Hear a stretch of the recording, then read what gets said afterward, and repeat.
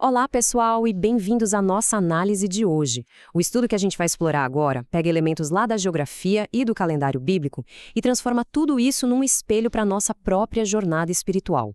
A pesquisa original, elaborada pela diaconisa Márcia Araújo, mergulha de cabeça nas minúcias do chamado segundo mês bíblico.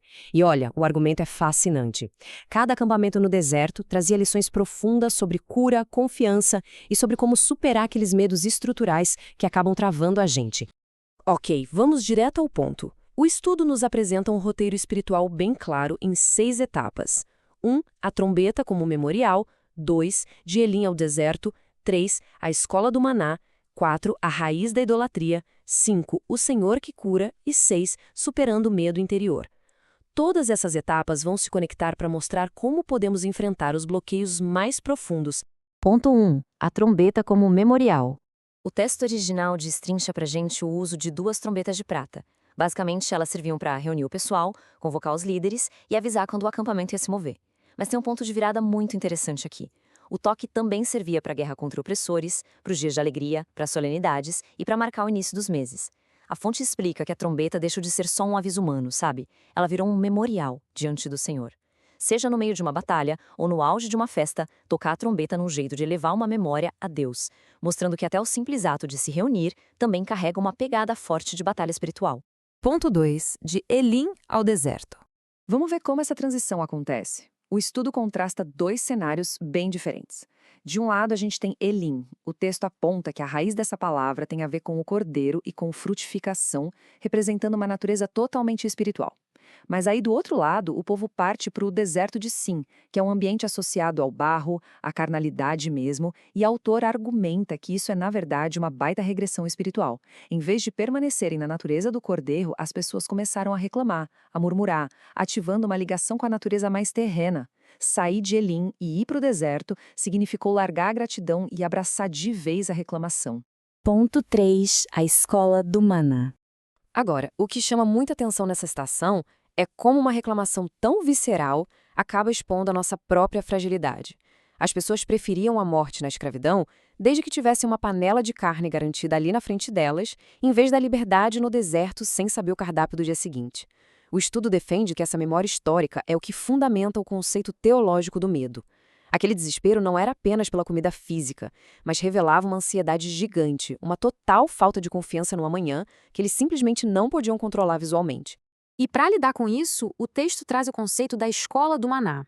A pesquisa deixa bem claro que o maná não era só um milagre diário de pão caindo do céu. Não, era uma escola espiritual rigorosíssima.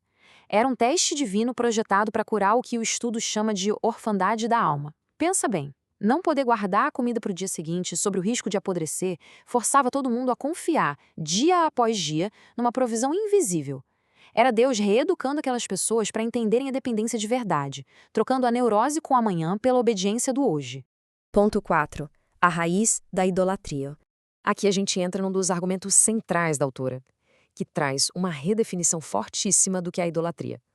Longe de ser apenas a ideia de se ajoelhar para estátuas, a idolatria é descrita aqui de forma bem parcial como uma carência interna profunda. É a incapacidade total de confiar no divino sem ter uma garantia física e imediata nas mãos.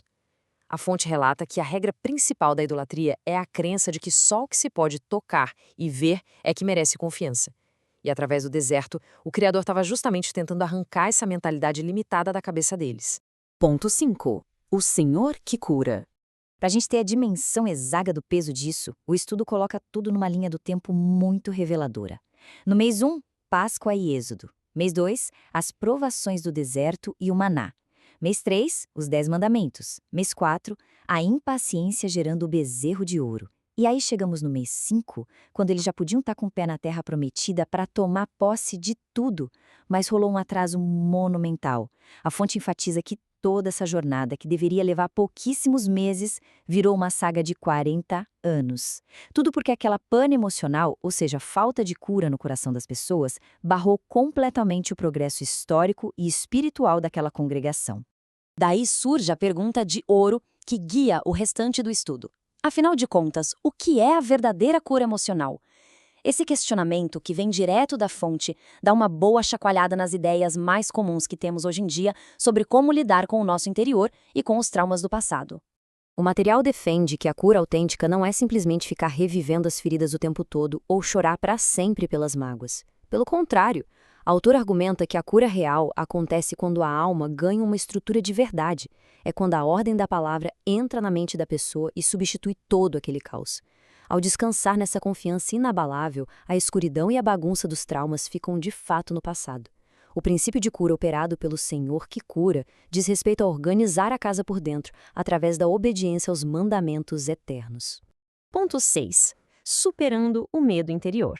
Então, o ponto crucial aqui é identificar como a fonte cataloga essas barreiras limitantes. O medo de ficar sem água, o medo de faltar alimento, o terror absoluto do abandono e um medo super sutil que muita gente carrega, o medo de errar e de desagradar. O texto lembra daquela história famosa do homem que enterrou seu talento por puro medo do mestre.